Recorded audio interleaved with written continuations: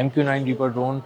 इस वक्त बुशहर में भेजने का मतलब ये था कि वहाँ पर ज़्यादा तैयारों की मूवमेंट ना हो, इतनी ज़्यादा नज़र किसी की नहीं जा रही हो। MQ-9 रीपर ड्रोन्स की मद में अब तक $1 अरब से कहीं ज़्यादा ऊपर नुकसान हो चुका है। MQ-9 रीपर ड्रोन अब कभी यहाँ दोबारा नहीं भेजना, क्योंकि जब तुम यहाँ भेजते हो MQ-9 रीपर ड्रोन्स तो उसके ड्रोन्स तबाह हो जाते हैं। ईरानी पासदारान इनकलाब बहुत ही चौकस थे, अलर्ट थे उस मामले में, और उनको अंदाज़ा था कि यहाँ पर हमला हो सकता है। जैसे ही ये एक फ़िज़ाई लकीर क्रॉस करता है ईरान की, तो उसके बाद इसको बहुत कामयाबी से निशाना बना दिया जाता है।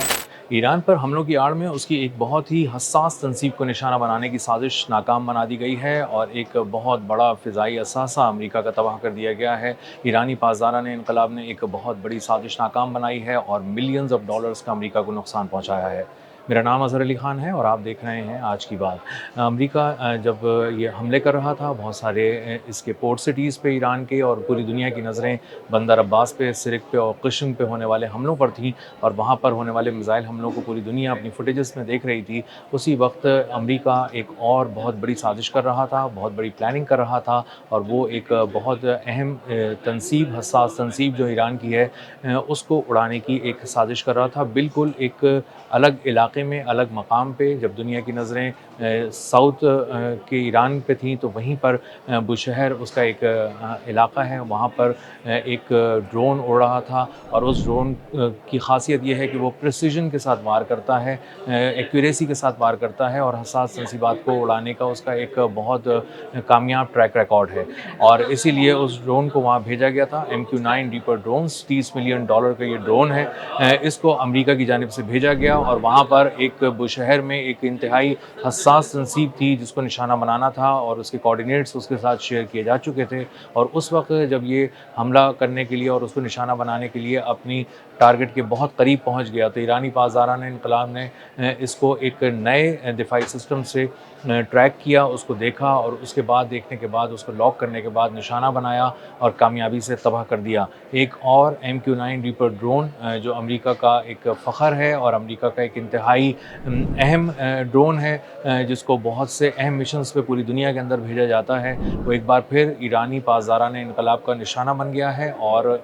एक और MQ-9 रीपर ड्रोन ख़त्म हो चुका है। और इसकी अहमियत इसलिए भी बहुत ज़्यादा है कि MQ-9 रीपर ड्रोन्स के ज़रिए बग़ैर शोर मचाए, बहुत ही खामोशी से एक ड्रोन भेजकर उसको हज़ारों फीट की बुलंदी पर परवाज़ करके जब ये टारगेट को देख लेता है, लॉक कर लेता है, तो उसके बाद मिसाइल मारता है, और इसका भेजा हुआ मिसाइल, इसका दागा हुआ मिसाइल अपने हदफ को कभी भी नहीं छोड़ता, वो उसको कामयाबी से निशाना बनाकर तबाह कर देता है। तो एक हसास तंसीब जिसपे किसी की नज़र नहीं थी, लेकिन ईरानी पासदारान इनकलाब बहुत ही चौकस थे, अलर्ट थे उस मामले में, और उनको अंदाज़ा था कि यहाँ पर हमला हो सकता है। और जैसे ही उन्होंने अपने सिस्टम के अंदर देखा कि ये हमला होने जा रहा है, तो उन्होंने एक मिसाइल के ज़रिए उसको तबाह कर दिया, और उसके और अपनी एक इंतहाई हसास तंसीब को बचा लिया। इस एक वाक़े की अहमियत इसलिए तो है कि MQ-9 रीपर ड्रोन जो $30 मिलियन का ड्रोन था, वो तबाह किया गया, लेकिन इसकी एक और बहुत बड़ी अहमियत है, और वो ये अहमियत ये है कि इसको एक नए दिफाई निज़ाम से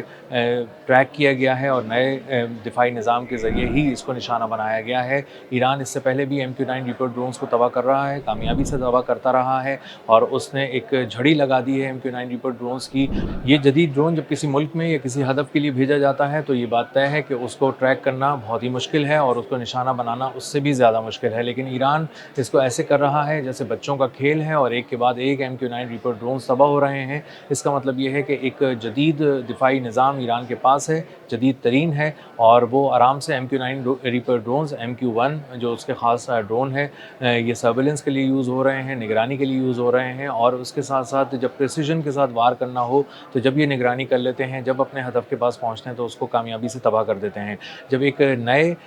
एक दिफाई निज़ाम के ज़रिए इसको लॉक किया गया, इसको देखा गया, और उसके बाद निशाना बनाया गया, तो उसके बाद ईरान ने 2 पैगामात भेजे। एक ये कि MQ-9 रीपर ड्रोन अब कभी यहाँ दोबारा नहीं भेजना, क्योंकि जब तुम यहाँ भेजते हो MQ-9 रीपर ड्रोन्स, तो उसके ड्रोन्स तबाह हो जाते हैं। और दूसरा पैगाम ये है कि हमारे पास पहले से ज़्यादा जदीद तरीन दिफाई निज़ाम आ चुका है, और हम पहले से ज़्यादा मौसर अंदाज़ में उसको देख रहे हैं। जहाँ पहले हम देख लेते थे, अब उससे भी पहले देख लेते हैं, और उसके बाद अपनी पसंद की जगह पर, अपने पसंद के वक्त पर उसको निशाना बनाकर तबाह कर देते हैं। MQ-9 रीपर ड्रोन्स जो अमेरिका अब फ़िलहाल नहीं बना रहा, इसकी मैन्युफैक्चरिंग रोक दी गई है। MQ-9 रीपर ड्रोन्स अब तक $1 अरब से ज़्यादा के तबाह किए जा चुके हैं इस अमेरिका और ईरान की जंग के दौरान ईरान की जानिब से, और इनकी जो तादाद है वो एक वक़्त में आकर 35 हो चुकी थी, लेकिन अब उससे भी ज़्यादा हो चुकी है। और $30 मिलियन की ये एक जदीद तरीन मशीन जब आकर गिरती है, चाहे वो यमन में गिर रही हो, चाहे वो ईरान में गिर रही हो, तो हौसियों को भी बुनियादी तौर पे ईरान ने ही ये टेक्नोलॉजी फ़राहम की है कि वो MQ-9 रीपर ड्रोन्स का शिकार करें, और उन्होंने भी कई MQ-9 रीपर ड्रोन्स का शिकार यमन में किया है, कामयाबी से किया है। और बहुत से हमले जो हौसियों पे होने थे उनको भी नाकाम बनाया है, जो उनके हेडक्वार्टर्स पे होने थे और उनकी फ़ौजी तनसीबात पे होने थे और अस्करी तनसीबात पे होने थे, उनको भी नाकाम बनाया है। तो मजमूई तौर पे अमेरिका को सिर्फ MQ-9 रीपर ड्रोन्स की मद में अब तक $1 अरब से कहीं ज़्यादा ऊपर नुकसान हो चुका है। और ये बात अब तयशुदा है कि MQ-9 रीपर ड्रोन की जो टेक्नोलॉजी है ये पूरी दुनिया में नाकाम हो चुकी है, क्योंकि जब ईरान इसको बहुत कामयाबी से निशाना बना रहा है तो इसका मतलब ये है कि दुनिया के और कई ममालिक इसको और पहले तबाह करने की सलाहियत रखते हैं। और इसका मतलब ये है कि ड्रोन टेक्नोलॉजी के अंदर अमेरिका को अब बहुत ज़्यादा एडवांसमेंट की ज़रूरत है। अब उसके जो पुराने ड्रोन्स थे, जो वो रिवायती ड्रोन्स थे, वो जदीद होने के बावजूद अब दुनिया के लिए नाकारा होते जा रहे हैं। MQ-9 रीपर ड्रोन भेजने के दो बहुत अहम मकासद थे। एक तो ये कि एक $30 मिलियन की मशीन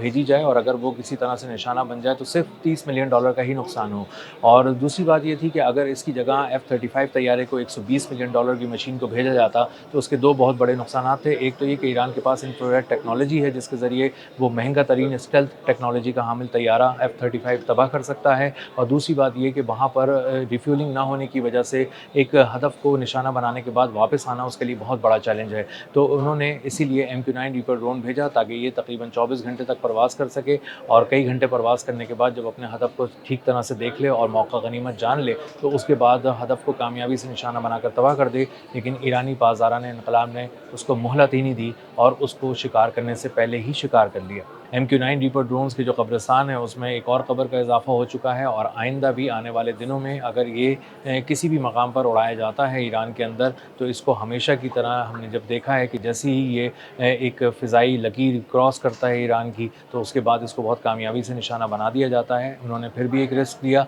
और एक प्रिसिजन स्ट्राइक करने की कोशिश की। MQ-9 रीपर ड्रोन इस वक्त बुशहर में भेजने का मतलब ये था कि वहाँ पर ज़्यादा तैयारों की मूवमेंट ना हो, इतनी ज़्यादा नज़र किसी की नहीं जा रही हो, लोग बंदर अब्बास, सिरिक और किश्म में तबाही होती हुई देख रहे हों, और इसी दौरान फ़ायदा उठाकर बुशहर में एक इंतहाई हसास तनसीब को निशाना बनाकर तबाह कर दिया जाए। लेकिन ईरानी पासदारान इन्क़लाब ने वो साजिश नाकाम बना दी है, और एक और MQ-9 रीपर ड्रोन जो $30 मिलियन का ड्रोन है उसकी कब्र का इजाफा एक ऐसे कब्रिस्तान में कर दिया है जो बहुत महंगा है, जिसमें ऑलरेडी MQ-9 रीपर ड्रोन्स की $1 अरब से ज़्यादा की कब्रें मौजूद हैं।